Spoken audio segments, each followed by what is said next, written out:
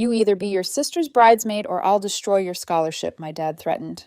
After my sister married my boyfriend, I stood up during the vows and read the messages that destroyed their act and ended their empire. Hey Reddit, not really sure how to start this, but let's just say my family had a golden child, and it wasn't me. I used to think keeping my head down was the smart move until I found out how deep the lies went.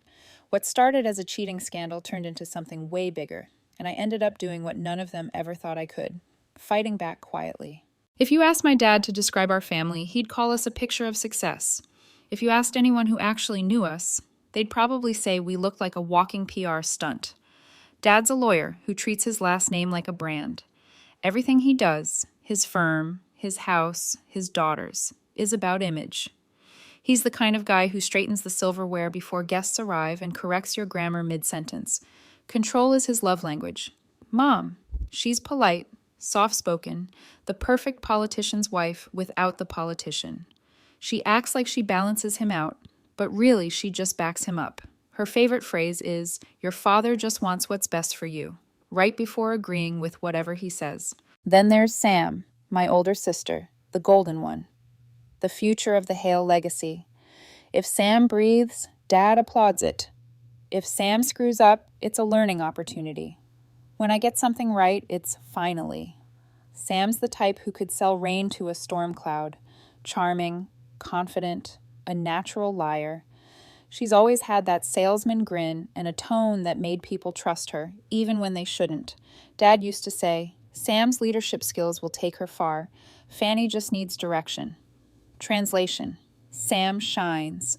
Fanny follows. Me? I was the quiet one. I worked part-time at a tech shop, studied late, didn't drink, didn't party, didn't play the fake networking game. I preferred results over noise. To my family, that made me boring. To me, that made me free. Then came Jacob. We met in law school. Same business law class. Same sarcasm about professors who thought PowerPoint slides were personality. By then, I was a 2L on a firm-funded scholarship, one dad's connections technically controlled, even though I'd earned it myself. Jacob was ambitious, sharp, and confident without being fake. 3 years together, and he was the first person who made me feel like I wasn't the backup Hale. He'd say things like, "You don't need to be loud to be seen, Fanny." And I believed him. For a while, he actually fit into my life. He even met my family. That's when things started changing. Sam took one look at him and turned into Ms. Charming. At first, it was small stuff. Helping him carry plates at dinner, complimenting his tie, jokingly calling him the smarter Hale boyfriend. I brushed it off. Sam flirts with everyone. That's her thing. But then Jacob started dressing up every time we went to family events. Not casual slacks, full effort. Jacket, cologne, watch. And he laughed at everything Sam said. Every single thing. One night at a dinner my dad hosted for some firm clients, I caught Sam whispering something to him. He grinned and covered his mouth like a teenager. I told myself I was overthinking. I had to be, because the alternative meant my sister was crossing a line even she wouldn't touch. Over the next few weeks, Jacob started helping Sam with firm projects. Apparently, Sam was mentoring him because he was interested in corporate law. Yeah, sure. Then came the night I stopped pretending everything was fine. It was a Thursday. Jacob said he was staying in to finish a report. I swung by his place after work with his favorite takeout because I'm the kind of idiot who still tries even when something feels off. The lights were low, laptop open on the coffee table. No sign of him. I set down the food and noticed the screen still glowing. One message notification. It was from Sam. Still thinking about last night. That suit was dangerous. I stared at it, frozen. My stomach didn't drop. My brain didn't explode. I just went quiet. Completely quiet. Then another message popped up.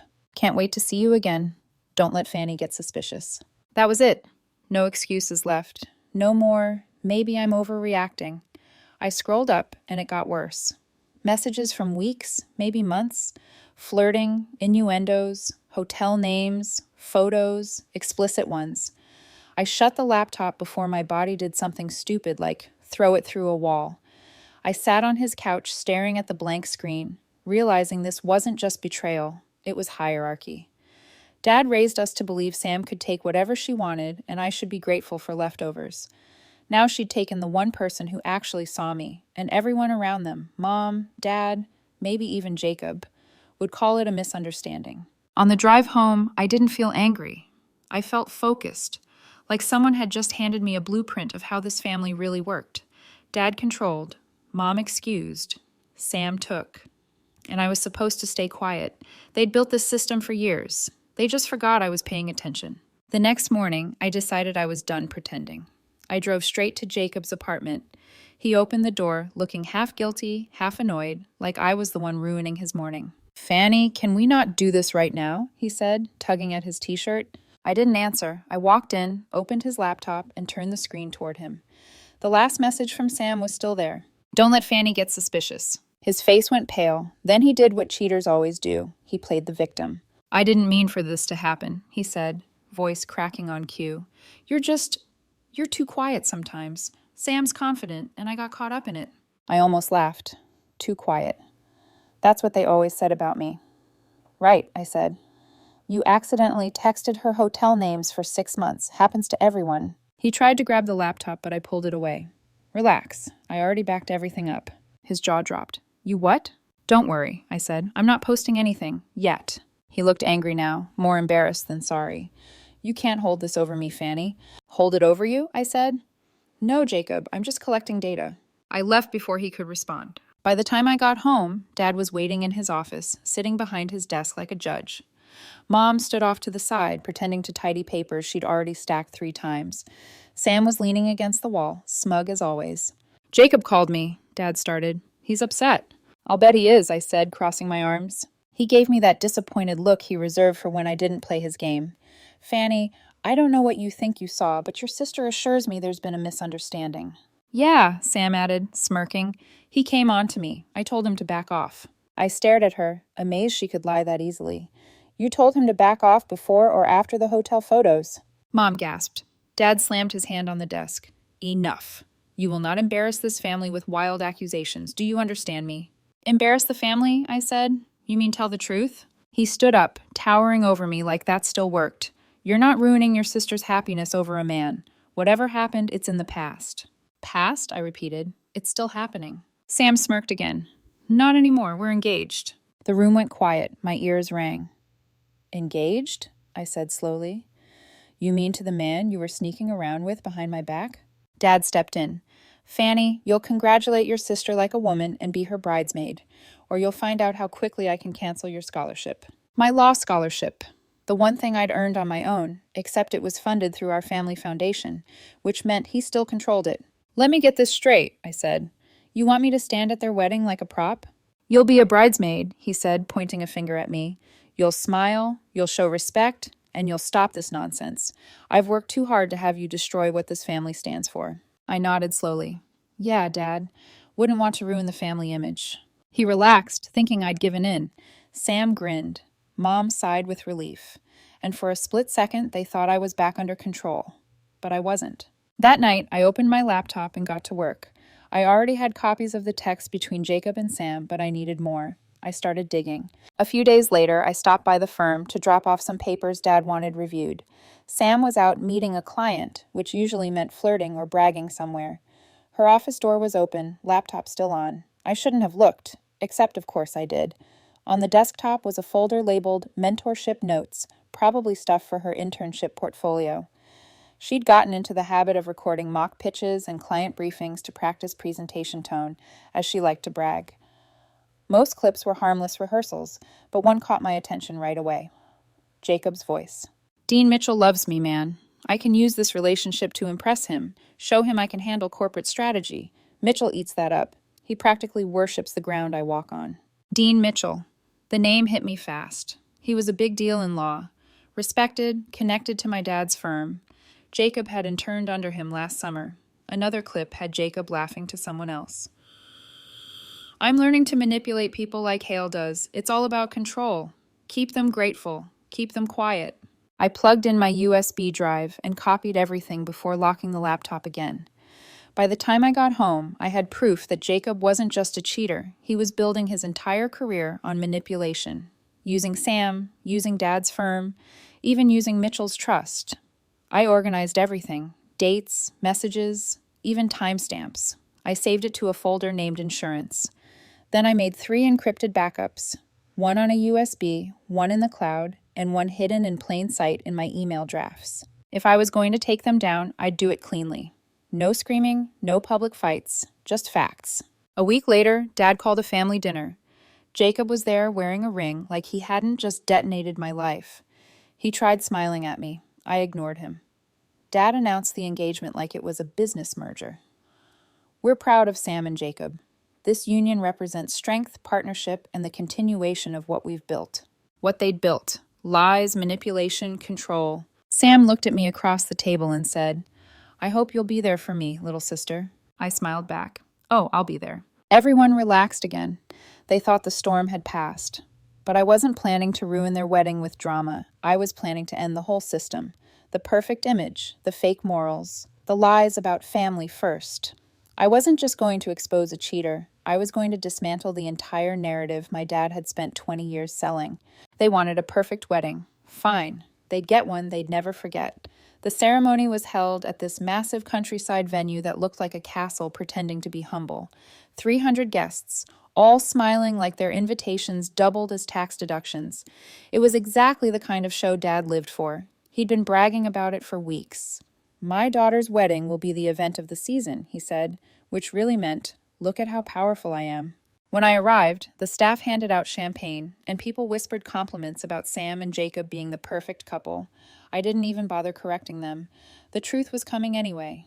Dean Mitchell was there too, Jacob's mentor and the head of his law program. He sat front row chatting with my dad like they were old friends. I'd only met him twice, but he'd always treated me respectfully, unlike my father's colleagues, who looked at me like the backup plan. Sam saw me across the room and grinned, like someone who just won a game she'd rigged herself. "Glad you made it, sis," she said, brushing a speck off my shoulder. "You're not still mad, right?" "Mad?" I said. "Nah, wouldn't miss your big day." She didn't notice the USB in my pocket or the folder on my phone labeled Insurance. A few minutes before the ceremony, Dad cornered me near the hallway that led to the bridal suite. He was holding a printed version of my scholarship contract like it was a weapon. "You will smile," he said, face inches from mine. "You will be a bridesmaid, and you will give the toast I approved. You pull anything today, and that scholarship is gone tomorrow. Do you understand me?" I looked at him and smiled. Crystal clear. He glared, trying to figure out if I meant it. Then he turned away, straightening his tie. I could see Sam through the half-open door, laughing with her bridesmaids like this was the happiest day of her life. I walked to my spot at the altar wearing a pale gray dress that Sam had picked out months ago, back when she still pretended to be my sister. She said the color brought out my eyes. Now it just brought out the irony. The guests filled the seats, the music started, and Sam walked down the aisle on Dad's arm, glowing like she hadn't burned everything around her to get here. Jacob looked at her the way people look at trophies. When the officiant started talking about love, loyalty, and commitment, I actually had to stop myself from laughing. I felt Dad's eyes on me, a silent warning from the front row. Mom sat beside him, hands folded tight, pretending this was normal. Then came the line. "If anyone here has any reason why these two should not be joined in holy matrimony, speak now or forever hold your peace." The room went quiet, and I took a step forward. "I do," I said clearly. Every head turned. The sound of chairs shifting echoed through the hall. Sam froze halfway through a controlled smile. I pulled out my phone. "Before you say I do, Jacob, I think we should let everyone know what kind of couple we're celebrating today." Dad's face went red instantly. "Fanny, sit down." I wasn't listening. I opened the messages, the ones I'd backed up months ago, and read aloud. "Can't believe Fanny actually thinks I care about her," Jacob wrote. "I'm just using this to impress Dean Mitchell. The guy practically worships me. Once I'm in his pocket, I can get anything." Gasps spread through the room like a wave. Mitchell's head snapped up. Confusion tightened his expression as I scrolled further. "Sam's perfect for PR," Jacob had texted. "Mitchell loves seeing me with a smart woman. Makes me look stable." A low stir moved through the crowd. Phones went up. Someone near the back started recording. Dad stood. "That's enough." I ignored him and kept going. "Told Sam we'd be the power couple everyone envies. Mitchell will probably fast-track me to a partnership after this." Sam took a step forward. "Those are fake," she said loudly, voice cracking. "She's just jealous." Dean Mitchell was already standing. "Let me see that," he said. His voice was calm, but the room went dead silent. I walked down the aisle and handed him my phone along with the USB I'd brought, packed with messages, recordings, and the falsified internship files I'd found in Sam's mentorship notes folder. Mitchell scrolled through the folder for a solid minute, his expression shifting from confusion to disgust. Then he looked at my dad. "Did you know about this?" Dad didn't answer. Mitchell turned to the crowd. "These messages reference academic misconduct, falsified internship reports, name-dropping my mentorship for personal gain, and bragging about unethical use of firm resources." He looked directly at Jacob. "You're done. Pending formal review effective immediately, your placement and recommendation are suspended. There will be a full investigation of your academic record." The entire room erupted. Guests whispered, phones recorded, someone gasped loud enough to echo. Sam's bouquet trembled in her hand. Jacob shouted something about lies and manipulation, but nobody was listening. Mitchell handed the phone back to me. "You handled this the right way," he said quietly. "I'll be in touch." Security showed up a few minutes later to escort Jacob out after he had an angry meltdown. He started shoving chairs. The centerpieces shook, and a flute of champagne went flying. Sam collapsed onto a chair, mascara streaking. Mom just sat there frozen.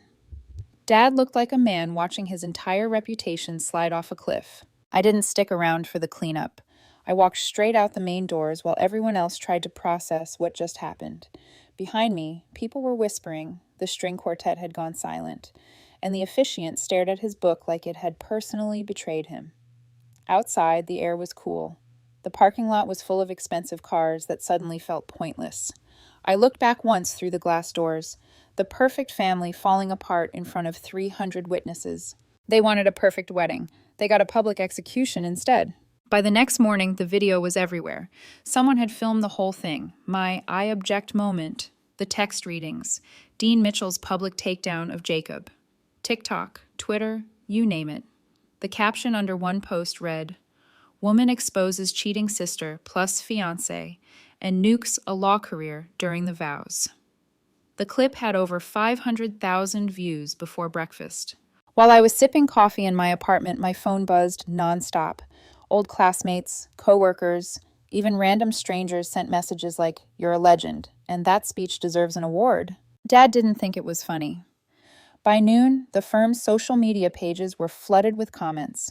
People were tagging legal associations asking why Hale and Partners was employing frauds. Jacob's family, old money, the kind who only cared about image, quietly pulled their promised investment from Dad's firm, and Dean Mitchell moved fast. By the end of the day, he announced an official internal review into Jacob and forwarded evidence about my father's shop to the State Bar's disciplinary board. "Academic misconduct and professional misrepresentation," the email said. It didn't even take 24 hours for things to start unraveling. Dad called me at 10 p.m. I let it ring twice before answering. "Do you have any idea what you've done?" he said, voice half rage, half panic. "Yeah," I said. "I told the truth." He exhaled hard. "You humiliated your family in front of hundreds of people. The firm is losing clients. Jacob's backers pulled funding." "That's funny," I cut in. "You mean the same people who helped your golden child cheat her way into everything?" He was quiet for a second, then, "This isn't the time for pride, Fanny. Fix this. Call Dean Mitchell. Tell him it was exaggerated." "Why would I do that?" "Because Jacob's career is over," he snapped. "Because your mother can't show her face at the club. Because I spent 25 years building a firm that you just destroyed." I leaned back in my chair. "Then maybe you should have spent some of those years raising decent people." He hung up. The next day, the firm's name was plastered all over the news. Law student exposed for academic fraud linked to partner's family firm. Reporters camped outside the building. Clients canceled contracts, and Jacob was suspended from his law program pending investigation. Sam's carefully curated social feeds went dark. Apparently, no company wanted to deal with the PR mess that came with being the wedding girl. Mom deleted her Facebook. Dad shut off comments. But the internet doesn't forget. Every few hours, new videos popped up. Memes, edits, dramatic reenactments of the aisle scene. My personal favorite was titled, "How to Nuke Your Sister's Wedding in Under 3 Minutes." 2 days later, Mom showed up at my apartment. I almost didn't answer the door, but the knocking wouldn't stop. When I opened it, she looked wrecked. "Fanny," she said, voice trembling, "we need to talk." "About what?" I asked. The public execution or the family cover-up? She winced. You don't have to be cruel. I learned from the best. She stepped inside without asking. Your father is devastated. Jacob, he's suspended. Sam is... She can't stop crying. Everything is falling apart. Good, I said flatly. Her eyes went wide. Good? How can you say that? You're destroying your own family. I laughed once. No, Mom, they destroyed it years ago. I just stopped pretending everything was fine. She clasped her hands like she was praying. Please, Fanny. Dean Mitchell respects you. If you tell him it was a misunderstanding... You mean lie for them again? I said. Tears welled up. Do you want your father to lose everything?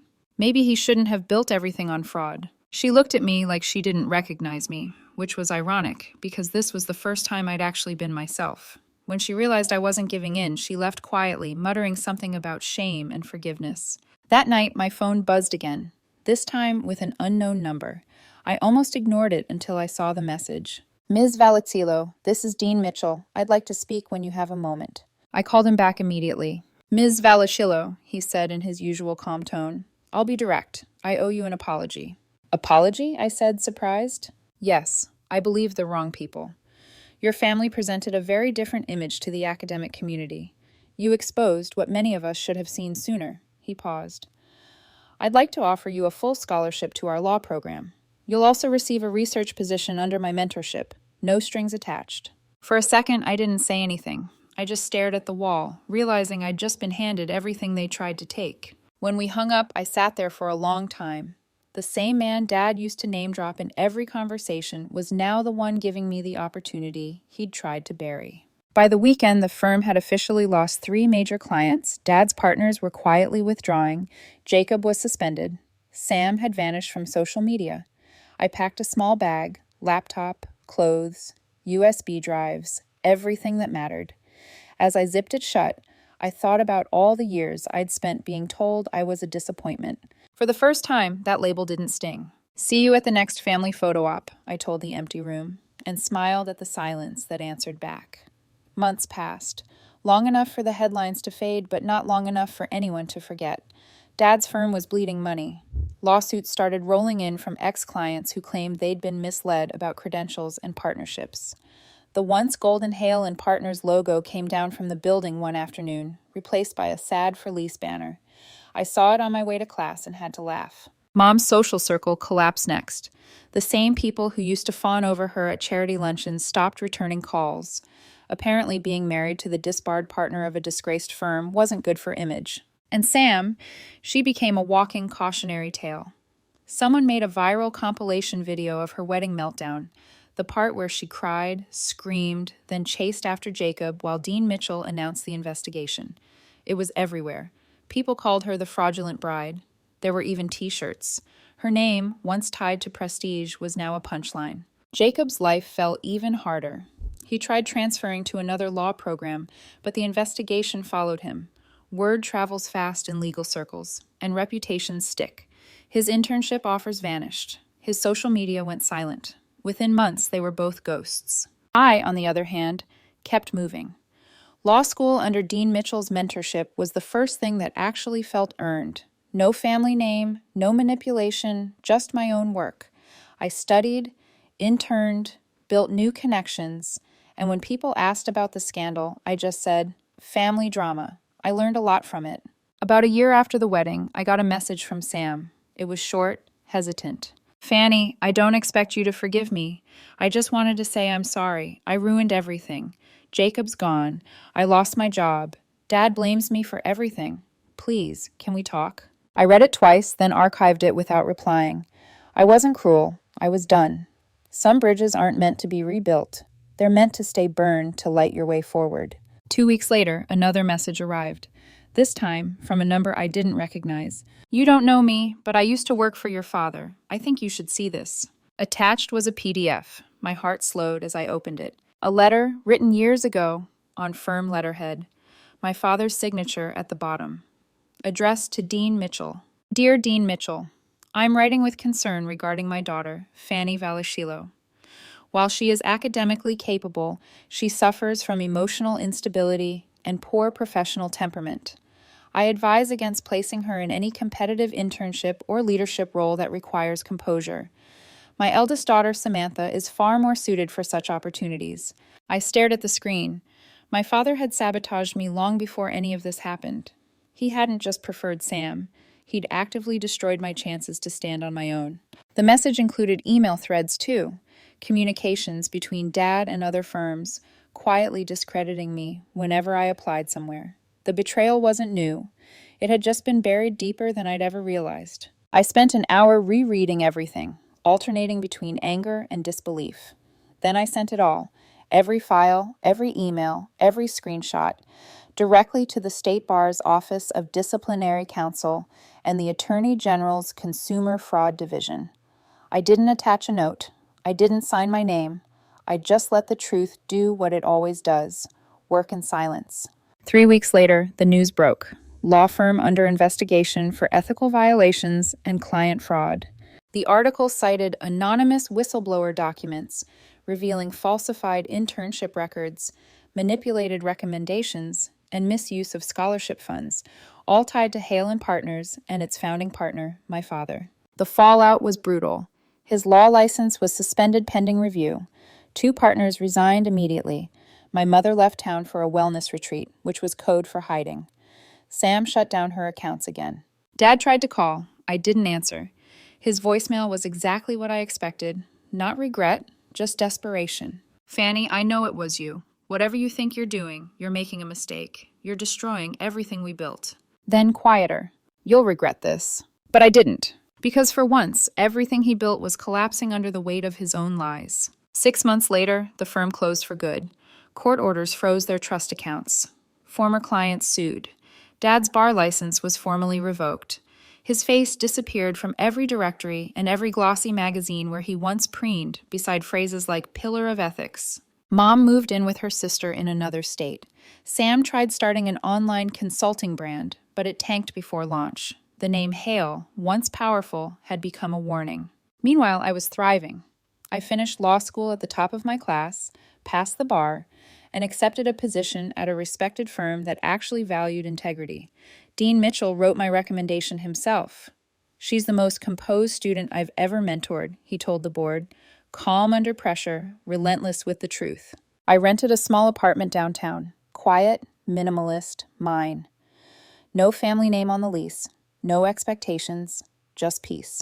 A year later, I walked past the old Hale & Partners building one last time. The windows were papered over. Dust coated the marble sign. The gold letters spelling out Hale had been pried off, leaving faint outlines where their legacy used to be. I stood there for a minute, remembering the girl who once begged for approval in those same hallways. The one who was told to be quiet, to follow orders, to play nice for the sake of appearances. Then I turned away. I didn't feel triumphant, I felt free. Sam's betrayal had taken years from me. Dad's control had taken more. But in destroying the image they worshipped, I'd finally built something real.